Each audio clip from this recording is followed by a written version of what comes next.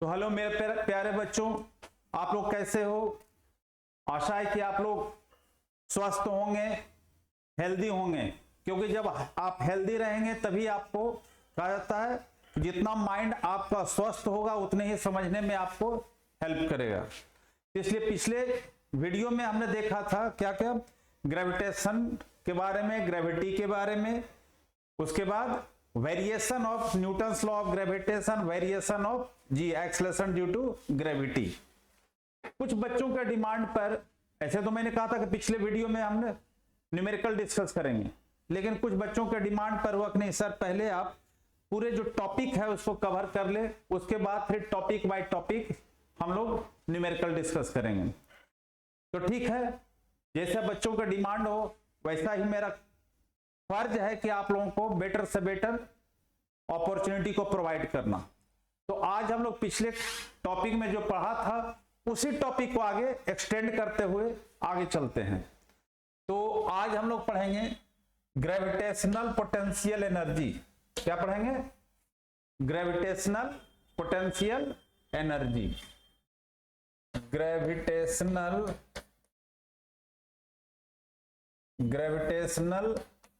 Potential energy.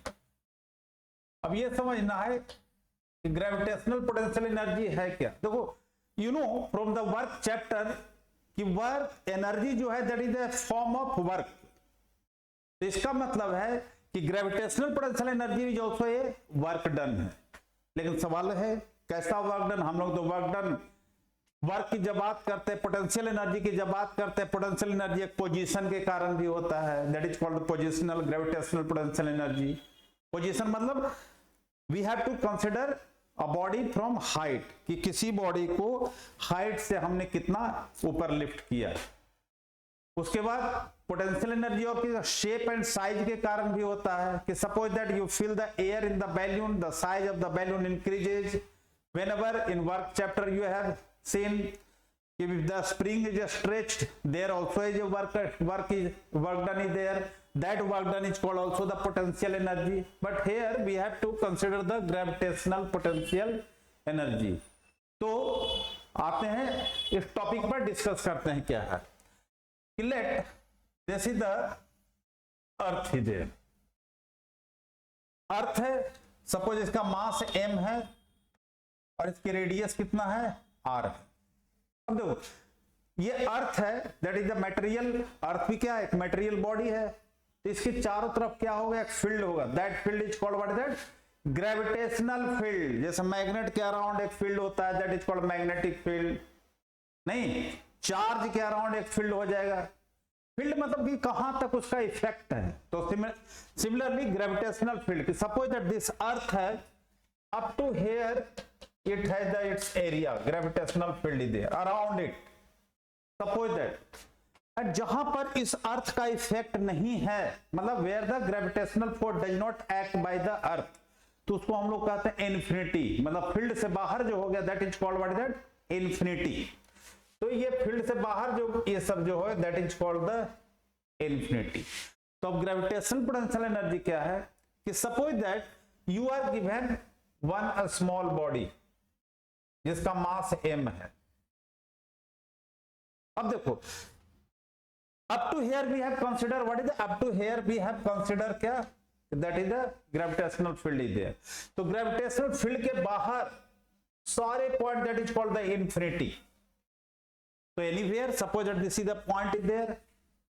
Now तो this body had to transfer, that had to bring inside the gravitational field.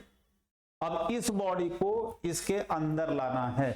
कहां लाना है? Inside the gravitational field. इसका मतलब you have to do one work is there. तो जो भी work करना पड़ेगा, तो अब इन्फिनिटी इज नॉट डिफाइंड। तो इन्फिनिटी अगर डिफाइंड नहीं है तो how will just suppose that कि कहां पर कितना हमें ट्रांसफर करना है।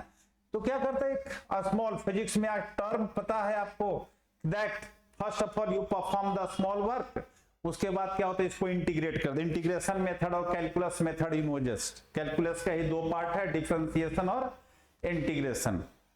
तो इस बॉडी को तो जैसा हमने कहा कि इस यहां पर क्या करते हैं, इसका मास m हो गया r। अब इस बॉडी जो हमने कहा m मास की बॉडी है, it have to transfer up to here inside the gravitational field. मान ली p पॉइंट तक लाना है इसको, where you have to bring up to point p। तब अपने आप तो बॉडी नहीं आएगी, इसका मतलब कि that have to apply one force is there. Is it clear? तो जैसा हमने कहा कि मान लेते हैं कि लेट, तो क्या बताए, एक वर्क डन है। क्या है ये अमाउंट ऑफ वर्क डन है, amount of work done, amount of work done in bringing given mass of body, given mass of body, कहां से, from infinity to any point inside field, field मतलब gravitational field, inside gravitational field. इसका मतलब now you have to find work done. Clear? तो अब इसमें क्या करते हैं कि स्मॉल वर्क डन निकालते हैं, small work done, small work done, small work done means dw is equal to, you know that, force into distance, magnitude we are taking, otherwise work क्या है, स्केलर क्वांटिटी है, so that will be the dot product। यहां पर हम लोग क्या कर रहे हैं, मैग्नीट्यूड ले रहे हैं। अब suppose that this body transfer up to here, तो यहां पर जो लाएंगे, suppose that this may be transfer here here here, कहीं भी ला सकते हैं। तो इसलिए सपोज दैट उसका डिस्टेंस हमने ले लिया, सेंटर से जो डिस्टेंस है उस बॉडी का, जहां पर up to where you have to transfer, तो वहां का डिस्टेंस को हमने ले लिया कितना, r।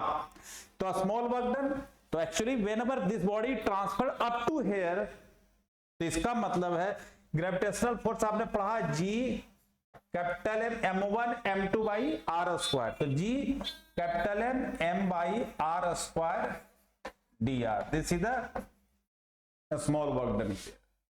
और यही कहता है कि the amount of work done, definition देखो, amount of work done in transferring, in bringing given mass of body, तो कहां से, तो टोटल वर्क डन, इसी को निकाल दो, टोटल वर्क डन। तो टोटल वर्क डन कितना हो जाएगा, कहां से, from according to definition infinity से लेकर के to point P at any point. तो what is the distance of point P, इस पॉइंट का r हो गया। क्लियर? अब इसी को हमें इंटीग्रेट करना है, इसी को आपको क्या करना है, इंटीग्रेट करते। इंटीग्रेट कैसे करते हैं इसको, integration dw is equal to integration G capital M small m by r square dr। अब क्या कहता है, work is done from infinity to any point. तो इंफिनिटी मतलब lower limit you have to take, this is called lower limit. आपने पढ़ा होगा जब मैथमेटिकल टूल्स आपने पढ़ा होगा, तो this is a lower limit और दिस इज द क्या है, अपर लिमिट। तो कहां तक लाना है, इस r तक लाना है। तो इसका मतलब now we have to integrate.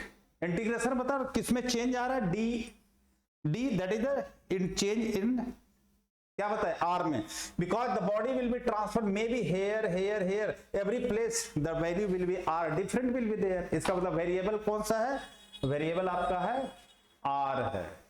Clear?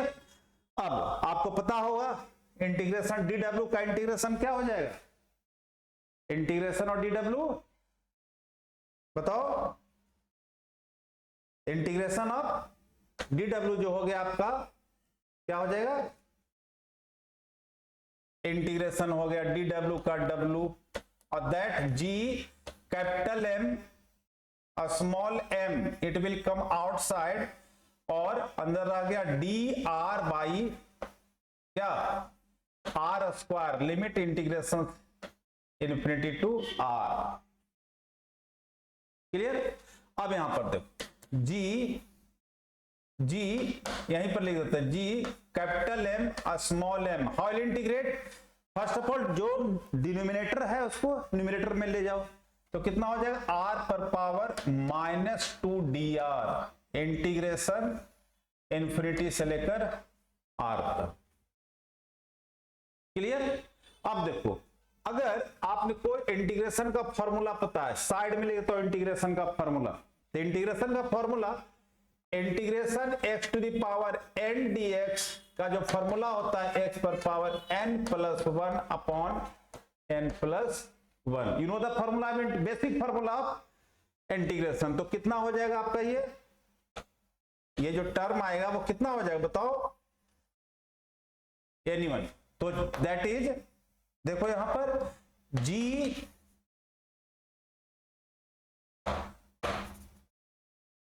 यहां आ गया g capital M small m, इसका इंटीग्रेशन का हो गया r पर power -2 + 1 upon -2 + 1 integration lower limit to upper limit. Clear. अब यहां पर आपको पता होगा कि g capital M small m, this will be r पर पावर -1 अपॉन -1 इंफिनिटी से लेकर r तक। क्लियर। इंटीग्रेशन का फॉर्मूला, इंटीग्रेशन आपने बहुत किया होगा। तो देखो यहां पर हमने ये वाला फॉर्मूला लगा दिया, ये फॉर्मूला भी have applied this formula is there. तो ये यहां पर ले लेते हैं -g capital M small m। अब देखो r टू द पावर -1 है, इसको अगर हम लाएं डिनोमिनेटर तो 1/r हो जाएगा, इंफिनिटी से लेकर r तक। लिमिट आपको पता है कैसे अप्लाई करते हैं, पहले देते हैं वेरिएबल, वैल्यू जो पुट करते हैं वेरिएबल, वेरिएबल क्या स्मॉल r है, तो upper limit minus lower limit -g capital M small m 1/r -1/इंफिनिटी, और 1/इंफिनिटी वैल्यू यू नो दैट 1/इंफिनिटी दैट इज 0। तो क्या हो गया आपका -g capital M small m/r। और यही वर्क डन कहलाता है कि दिस वर्क डन, ये जो वर्क डन आया, this work done is equal to gravitational potential energy. Definition already आपने लिखा है कि amount of work done in transferring that is denoted with the u, capital U से। तो u आ गया आपका -g capital M small m/r। तो ये r जो हो गया एट एनी पॉइंट, क्या हो गया एट एनी पॉइंट। अब इसी में केस अगर आपसे कहता है कि नहीं कहां पर निकालना है आपको, eight the surface, eight the surface of earth, eight the surface of earth.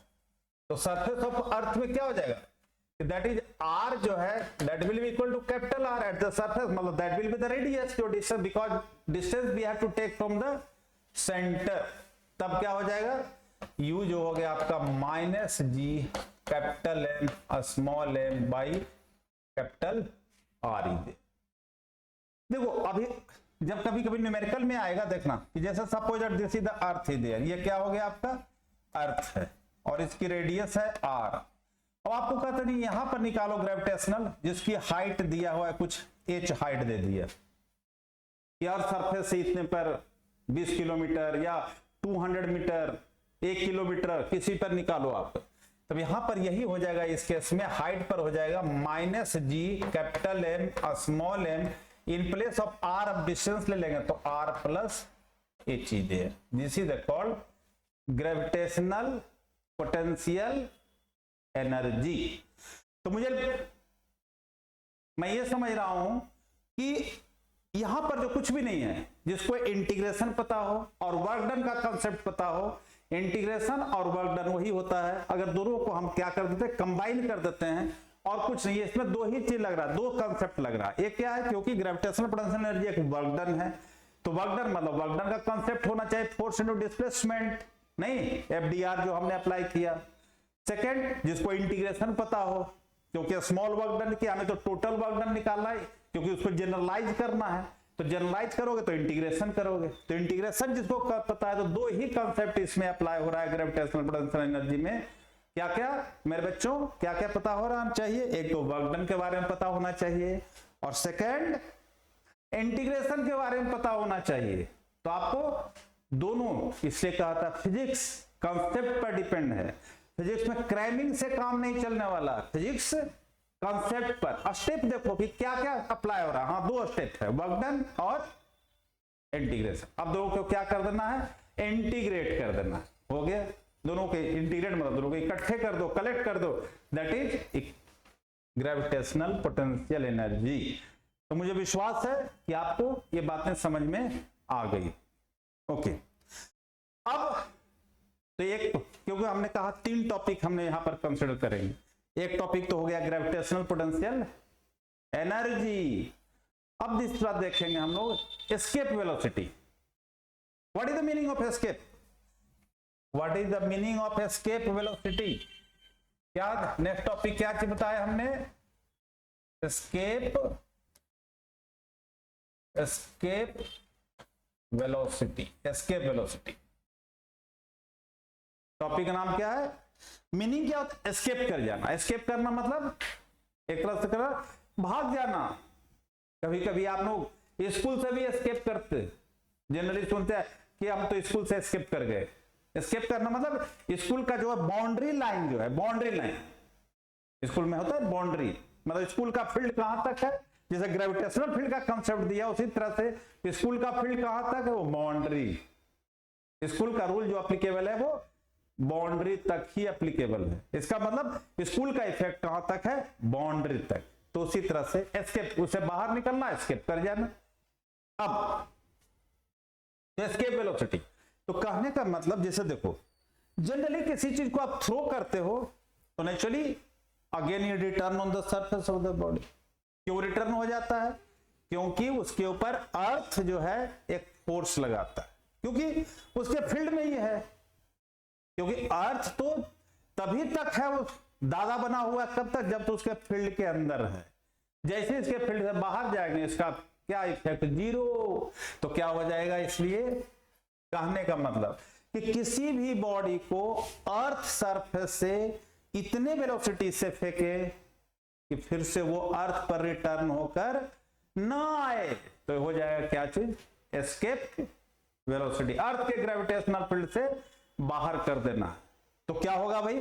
अर्थ तो चाहे उसको अट्रैक्ट करना अपनी तरफ, लेकिन आपको उसको क्या करना है? बाहर करना है। सपोज दैट आप रूम में बंद हैं, अकेले बंद में हैं, आप रूम के अंदर कमरे में बंद है, अब बाहर से एकदम गेट बंद किए हुए, अब बाहर से कोई आना चाह रहा है, आप ही फोर्स लगा रहे हो।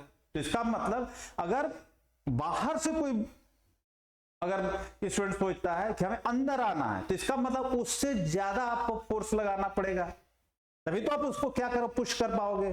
तो वही बात है यहां पर।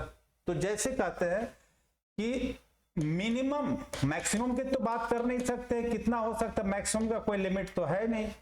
तो minimum velocity given, minimum velocity given to an object, given to an object so that it just crosses, just क्योंकि बाहर ही तो करना है, मैं just crosses ग्रेविट, या ओवरकम कर सकते हो, just overcome the gravitation, just crosses gravitational field of earth, gravitational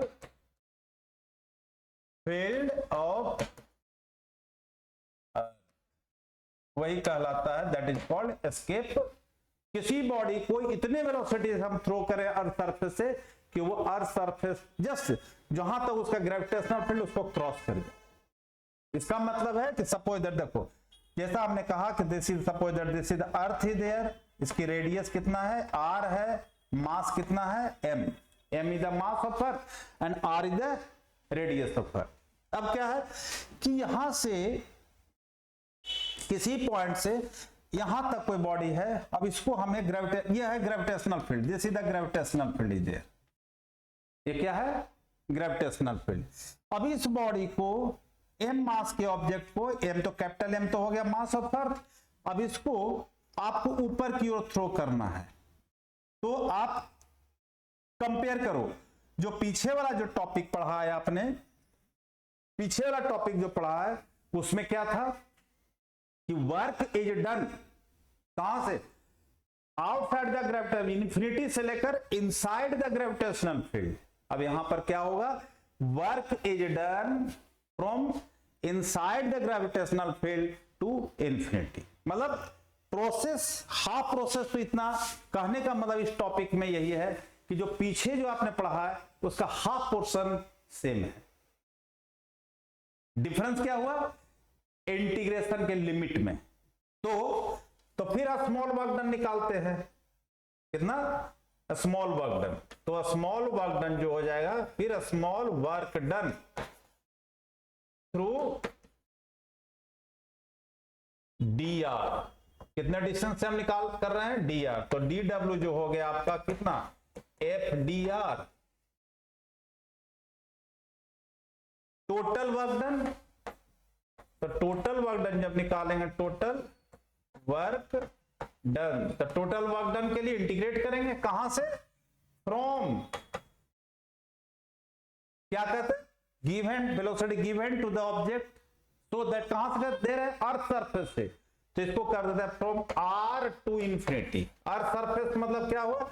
यहां से अर्थ सरफेस से लेकर इंफिनिटी तक उसको थ्रो करना। तब क्या हो जाएगा आपका?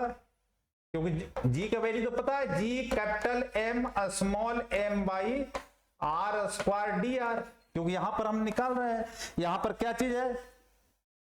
सेंटर से डिस्टेंस हमें क्या लिया है? आर लिया है। तो इसको हम लोग क्या करते हैं? इंटीग्रेट कर दिए। फिर तो ये हो जाएगा integration g capital M small M by are square D r. Same process बेटे। तो इसका मतलब हुआ कि आपको लिमिट जो लेना है कहां से? पहले इन्फिनिटी से आर था, अब उल्टा कर देंगे, r to infinity, r to. इसका इंटीग्रेशन जस्ट पिछले टॉपिक में आपने पढ़ा है। तो डी डब्ल्यू का कितना हो जाएगा? डब्ल्यू हो गया, हमने इसको जी, आपको पता है इंटीग्रेशन का मेथड, ओनली वही टर्म को हम इनसाइड द इंटीग्रेशन रखते हैं जिसमें चेंज आ रहा है। तो चेंज क्या चीज में? डिस्टेंस में चेंज आ रहा है, कैपिटल आर से लेकर के इन्फिनिटी तक। अल्टीमेटली क्या हो जाएगा? ये जी कैपिटल एम स्मॉल एम। फिर वही बात है, आर पर पावर 2 हमें इतना करना नहीं चाहिए, लेकिन फिर भी हमें तो सभी बच्चों के बारे में सोचना है। तो इसलिए क्या हो जाएगा? डब्ल्यू जो हो गया आपका, देखो यहां पर क्या आया था? माइनस, आपको पता है minus G capital M small M. अब देखो इंटीग्रेशन करोगे, आर पर पावर कितना? -2। सेम प्रोसेस में आ गया ना। तो यहां पर फिर आ जाएगा, कितना आ जाएगा आपका बताओ? 1/r minus 1/r small are. ठीक है, क्योंकि 1/r अपॉन कितना आया था? समझ में आया मैं जो क्या कर रहा हूं? हेलो। तो इसलिए आपको क्या करना है यहां पर? चलो स्टेप बाय स्टेप सॉल्व कर देता हूं।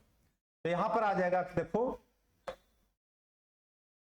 जी capital M small M R पर पावर -2 + 1 अपॉन क्या? -2 + 1 इंफिनिटी से लेकर क्या? क्लियर? अब देखो, तो ये जैसा हमने लिखा है माइनस आ जाएगा, minus G capital M small M. Okay, ये बाहर ले लिया। आर पर पावर कितना? -2 -1 हो गया, और नीचे माइनस, तो यहां माइनस हमने ले लिया, तो आर पर पावर -1 था, 1/r हो गया। तो 1/r और r से लेकर के इनफिनिटी। अब यहां लिमिट पुट कर दो। लिमिट क्या आएगा? आप अगर इसमें आप लिमिट रखते तो कितना आ जाएगा? देखो क्या आएगा? जो वर्कडन आया, वर्कडन कितना आ गया आपका? -g capital M small m 1/∞ -1/r। अब क्या हुआ? 1/∞ 0 हो जाएगा आपका, ये वैल्यू 0 हो गया। तो वर्कडन जो आ गया आपको माइनस माइनस प्लस, तो क्या हो जाएगा? Capital g m small M by कितना? आर आ। ठीक है, ये वर्क डन हो गया। अब जो है यहां पर देखो कि जैसे ही बॉडी को आपने ग्रेविटेशनल फील्ड से थ्रो किया, तो इसका मतलब है उसमें हम लिखते हैं इफ वी जो हो गया क्या चीज? Escape velocity. पर्पस है एस्केप वेलोसिटी, ग्रेविटेशनल फील्ड से इसको बाहर कर देना है। तब तो काइनेटिक, बिकॉज जैसे थ्रो किया उसमें मोशन आ गया, तो मोशन के कारण जो काइनेटिक एनर्जी हो गया half m v e square. M क्या है? Mass of the body. M क्या है यहां पर? स्मॉल एम जो है आपका मास ऑफ बॉडी, जिस बॉडी को आपने वर्टिकली क्या किया, थ्रो किया, तो हाफ mv²। तो वर्क एनर्जी थ्योरम क्या कहता है, वर्क एनर्जी थ्योरम है कि जो वर्क डन जो होगा चेंज इन काइनेटिक एनर्जी के इक्वल होगा। वर्क डन किसके इक्वल होगा, change in kinetic energy. Work done is equal to delta k. अब डेल्टा के क्या ले रहा है, अर्थ सरफेस पर when body was at the earth surface, तो वहां पर काइनेटिक एनर्जी क्या हो गया, 0। तो इसको हम लोग लिख देते हैं final kinetic energy minus initial kinetic energy. तो वर्क डन आपका आ गया G capital M small m by R, और इधर आ गया काइनेटिक एनर्जी आ गया हाफ mv² इनिशियली, क्योंकि अर्थ सरफेस पर था तो 0। तो ये स्मॉल m, सॉरी ये जो स्मॉल m है, यहां से हम लोग क्या करते हैं कि ये स्मॉल m और स्मॉल m को क्या कर दिया, हमने कट कर दिया। तो क्या रह गया, देखो VE² जो हो गया आपका, VE² is equal to 2gm/r, या इसी को VE जब लिखते हैं तो √2gm/r, 2gm/r। इस पर भी आता है, नीट में भी क्वेश्चन आता है, वैल्यू लर्न होना चाहिए, CBSE में भी डिराइव करने के लिए भी आता है। अब इसी को हम लिख सकते हैं, क्योंकि आपको पता है एक फॉर्मूला, आपको पता है G is equal to earth surface पर कितना होता है, gm/r²। तो इसको हम लोग लिख सकते हैं 2gm कितना हो जाएगा, gr²/r। तो r से r क्या हो, कैंसिल हो गया। तो अनदर फॉर्मूला प्लस के वेलोसिटी 2gr। तो अगर आपसे पूछा जाए कि बताओ एस्केप वेलोसिटी कौन कौन सा फैक्टर पर डिपेंड करता है, जैसे acceleration due to gravity depend करता है, पीछे क्लास में बताए थे, पीछे वीडियो में हमने बताया था क्या, मास of planet, radius of planet. तो सिमिलरली यहां पर भी आ गया, मास ऑफ प्लैनेट और रेडियस ऑफ प्लैनेट पर ही इसके वेलोसिटी डिपेंड करता है। ठीक है, तो फॉर्मूला आपको याद रहेगा, v is equal to √2gr। इस बात को ध्यान रखना, आगे जब ऑर्बिटल वेलोसिटी जब पढ़ेंगे तो उससे कंपेयर भी करना है हमें। तो एस्केप वेलोसिटी का फॉर्मूला हो गया √2gr। अब देखो कि जब हमने कहा कि इसका मतलब है different planets have different mass, different radius, इसका मतलब है कि अगर किसके लिए निकालते हैं, अर्थ के लिए, कि एस्केप वेलोसिटी अगर पूछा जाए आपसे कि एस्केप वेलोसिटी जो है from surface of earth, surface of earth, कि अर्थ सरफेस से किसी बॉडी एस्केप वेलोसिटी मिनिमम कितना होगा, तो आपको पता है v√2, g की वैल्यू कितना होता है 9.8, ऑलरेडी 9.81 होता है, लेकिन अभी 9.8 ले रहे हैं। और रेडियस क्या बताए थे पिछले क्लास में, रेडियस बताए थे, अर्थ की रेडियस कितना बताए थे 6400 किलोमीटर। इसको हम लोग लिखते हैं 6.4 इंटू 10⁻⁶ मीटर भी, बिकॉज SI में ले लिए, क्योंकि यहां पर भी g की वैल्यू दिया हुआ है मीटर पर सेकेंड स्क्वायर में। तो इसी को कैलकुलेट करके आपको आएगा 11.16 kilometre per second, that is approximately 11.2 kilometre per second. This is the escape velocity. इसका मतलब हर एक प्लैनेट के लिए g की वैल्यू अलग अलग होता है, रेडियस अलग है, तो इसका मतलब है कि हर एक प्लैनेट के लिए the value of the acceleration due to gravity will be different. ठीक है, तो इसमें अगर हम पूरा देखें एक तरह से कि क्या क्या कंसेप्ट लग रहा है, यहां पर कंसेप्ट फिर वही है, वर्क डन और वर्क एनर्जी थ्योरम। क्या लग रहा है यहां पर, वर्क एनर्जी थ्योरम, वहां पर भी था। ग्रेविटेशनल पोटेंशियल एनर्जी में क्या कहा था, वर्क डन निकालो और इंटीग्रेट करो, वर्क डन एंड उसके बाद इंटीग्रेशन, दो ही कंसेप्ट। तो यहां पर भी दो ही कंसेप्ट है, क्या है, एक तो वर्क डन, डिफरेंस क्या प्रीवियस से है कि आउटसाइड से इनसाइड था, यहां पर क्या हो गया इनसाइड से आउट, एक तो वर्क डन हमने निकाल लिया।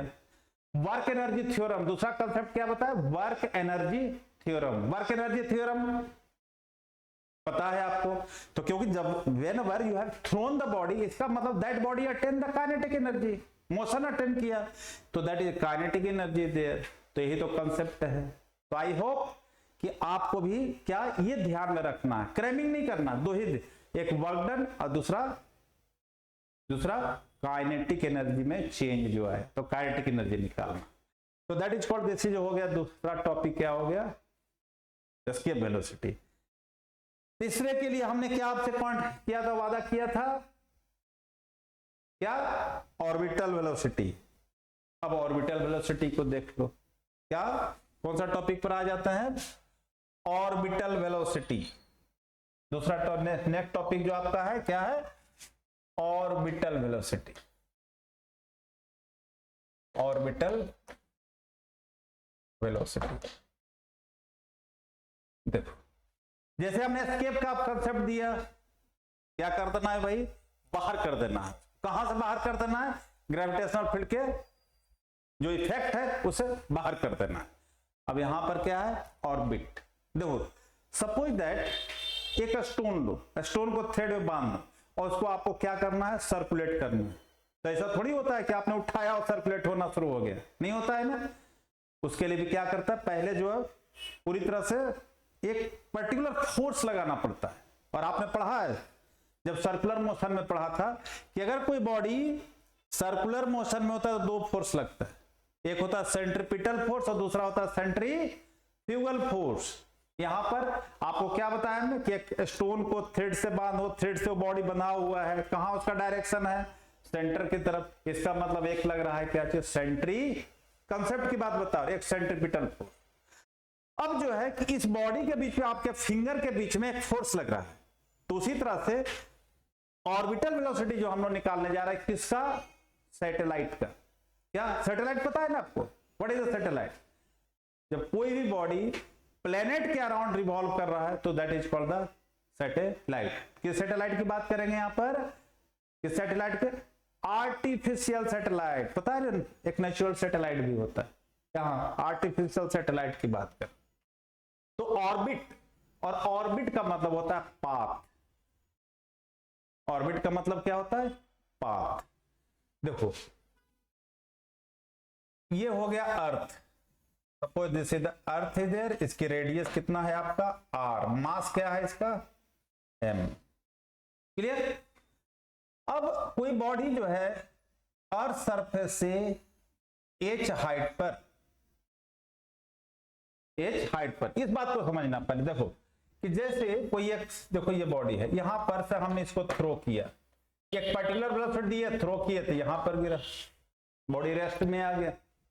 फिर से हम वेलोसिटी थोड़ा सा बढ़ाते हैं तो यहां पर आ जाएगा, फिर रेस्ट पे, क्योंकि सरफेस उसको मिल रहा है। सपोज दैट, इमेजिन करो, सपोज दैट एक टेबल है, वो टेबल को ही इमेजिन कर दो that is the surface of earth, है नहीं, लेकिन इमेजिन करो। अब कोई चीज को तो सरफेस से आप एक बॉडी को थ्रो करो, किसी वेलोसिटी से थ्रो किया, यहां गिरा, फिर थोड़ा वेलोसिटी बढ़ाओ, यहां गिरा, फिर थोड़ा बढ़ाओ, अल्टीमेटली सरफेस से नीचे चला जाएगा। तो वही बात है कि यहां से फिर से वेलोसिटी को हमने बढ़ाया थोड़ा, तो क्या हो जाएगा, इसकी वेलोसिटी बढ़ेगी और फिर क्या होगा, सरफेस पर मिलेगा ही नहीं है, वो फॉल करता रह जाएगा। तो दैट इज कॉल्ड एक ऑर्बिट, एक पाथ अटेन कर लिया, और इस पाथ को कहते हैं हम लोग ऑर्बिट। तो यहां पर हमें देखना है जो है कि ऑर्बिटल वेलोसिटी क्या है। तो जैसे सपोज दैट हमने एग्जांपल दिया आपको कि एक बॉडी है जिसका मास है m, दैट एच हाइट पर वो अर्थ के चारों तरफ क्या हो रहा है, ऑर्बिट पर, ठीक है। तो जैसा हमने कहा कि minimum velocity, minimum velocity given to an object so that it revolve around the earth in circular path, इसी पाथ को बताया सर्कुलर ऑर्बिट, यही कहलाता है, that is called orbital velocity. तो क्या बताए, इसका मास हमने ले लिया, m जो है मास ऑफ बॉडी, और उस बॉडी को हम लोग क्या कह देंगे, एक तरह से कह सकते हो सैटेलाइट भी कह सकते हो, जब कोई बॉडी आर्टिफिशियल कोई भी बॉडी की बात करते हैं। अब जब ये मूव करना शुरू कर दिया सर्कुलर पाथ में, और v नॉट ले लेते हैं कि सपोज दैट ये v नॉट वेलोसिटी से मूव कर रहा है, तो v नॉट जो हो गया इसका क्या हुआ, ऑर्बिटल वेलोसिटी, ऑर्बिटल वेलोसिटी। तो अभी बताइए कि जब कोई बॉडी सर्कुलर पाथ में आता है तो कौन सा फोर्स लगता है, कौन सा फोर्स लगता है, centripetal force, centripetal force. Centripetal force का फॉर्मूला पता होगा आपको, mv²/r। तो F जो हो गया m, सेंट्रीपिटल फोर्स किस पर लग रहा, बॉडी के ऊपर, रिवॉल्विंग बॉडी के ऊपर, तो m v0², और r की जगह पर लेंगे क्या कि r + h, क्या हो जाएगा, r + h। This is a centripetal force, v0 क्या हो गया, ऑर्बिटल वेलोसिटी हो। अब जैसा बताया कि जब सर्कुलर पाथ पर आ गया, लेकिन उसको बैलेंस कौन कर रहा है, इसका मतलब अर्थ और उस बॉडी जो रिवॉल्विंग बॉडी के बीच में एक फोर्स लग रहा है, दैट इज कॉल्ड, क्योंकि अल्टीमेटली ये कहां है, ग्रेविटेशनल फील्ड से बाहर नहीं गया है, कहां, ग्रेविटेशनल फील्ड के अंदर है। तो ग्रेविटेशनल फोर्स कितना हो जाएगा, ग्रेविटेशनल फोर्स, तो ग्रेविटेशनल फोर्स हो गया आपका F = G capital M small m upon R + h का होल स्क्वायर, बिकॉज डिस्टेंस आपको लेना है सेंटर ऑफ अर्थ उस बॉडी का डिस्टेंस, तो दोनों के बीच का डिस्टेंस कितना हो गया, R + h, क्या हो गया, डिस्टेंस हो गया R + h। अब देखो क्या बताए कि रिवॉल्व कर रहा है, इसका मतलब centripetal force that is balanced by किससे, ग्रेविटेशनल फोर्स। तो यहां जो सेंट्रीपिटल फोर्स आया है और that is a gravitational force आया, that will be equal, balance करेगा एक दूसरे को। तो सेंट्रीपिटल फोर्स का फॉर्मूला आ गया mv0² r + h, और इधर आ गया G capital M small m r + h का होल स्क्वायर। तो स्मॉल m और small m that will B cancel. यहां भी ये जो r + h है और एक 1 + r + h that will B cancel. तो क्या रह गया आपका, ऑर्बिटल वेलोसिटी हो गया v0 जो आ गया, क्या स्क्वायर रूट चला जाएगा, √G capital M r + h। तो this is the formula of orbital velocity. तो ऑर्बिटल वेलोसिटी देखो, तीनों जो हम लोग पढ़े, acceleration due to gravity, escape velocity, orbital velocity, does not depend upon the mass of the body, only depends upon the mass of planet. देखो m क्या होगा, मास ऑफ प्लैनेट, इसका मतलब हर एक प्लैनेट के लिए ऑर्बिटल वेलोसिटी अलग अलग होगा, लेकिन अदर से क्या मतलब है, हमें तो अर्थ की बात करना है। किसकी बात करना है, अर्थ की बात करना है। तो अर्थ की बात में क्या हो गया कि Gm/r + h, इसका मतलब है कि डिफरेंट हाइट के लिए ऑर्बिटल वेलोसिटी वैल्यू अलग अलग हो जाएगा। इसका मतलब ऑर्बिटल वेलोसिटी जो डिपेंड कर रहा है एक तरह से मास ऑफ अर्थ, रेडियस तो ऑलरेडी है ही, हाइट।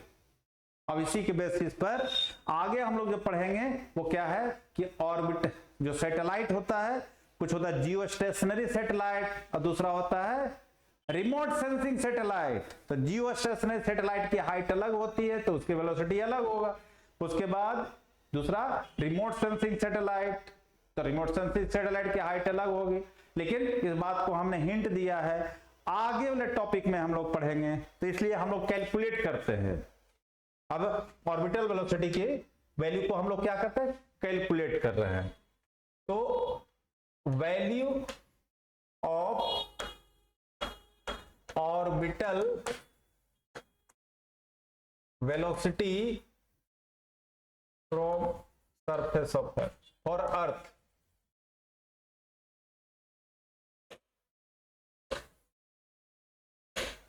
और अर्थ के बाद। तो देखो एक केस हम लेते हैं कि इफ जो सैटेलाइट है, सैटेलाइट बता दो जो रिवॉल्व कर रहा है उसे satellite is close to earth, close to earth, मतलब आर प्लस एच को एक अप्रोक्सीमेशन लेते हैं कि अगर सैटेलाइट बहुत पास हो तो उसके, क्योंकि आर जो बताए थे, आर कितना होता है, रेडियस ऑफ अर्थ बताए थे ना 6400 किलोमीटर, 6400 किलोमीटर, उसके रेस्पेक्ट में आर कुछ 2 मीटर, सॉरी 2 किलोमीटर, 5 किलोमीटर, तो उसके रेस्पेक्ट में बहुत कम है, तो उसको हम लोग ने ये अप्रोक्सीमेशन लिया जा रहा है। तो उस केस में वी नॉट जो हो जाएगा क्या, under root G capital M R plus H को आर लिख देते। और पीछे भी हमने पुट किया था जी इक्वल टू क्या होता है, g m by are square होता है ना, g m by are square. तो जी एम की जगह पर अगर हम इसको पुट कर दें G R square by R, that is cancel, तो ऑर्बिटल वेलोसिटी हो गया आपको अंडर रूट जी आर, क्या हो गया जी आर, और जी की वैल्यू कितना होता है अंडर रूट 9.8 और रेडियस हो गया 6.4 इंटू 10 टू द पावर 6, ऐसा हम लेते हैं मीटर।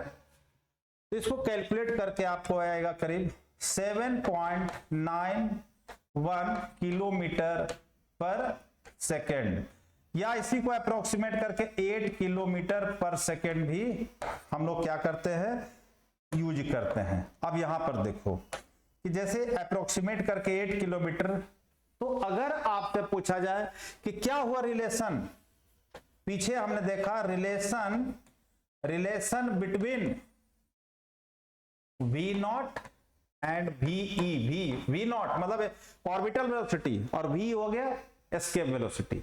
तो अगर आपको देखो कि वीई की जो वैल्यू आया था अंडर रूट 2 जी आर, और वी नॉट की जो ऊपर जो वैल्यू आया हुआ है अंडर रूट जी आर, तो दोनों में रिलेशन कितने का हो गया, रूट 2 टाइम्स का हो गया।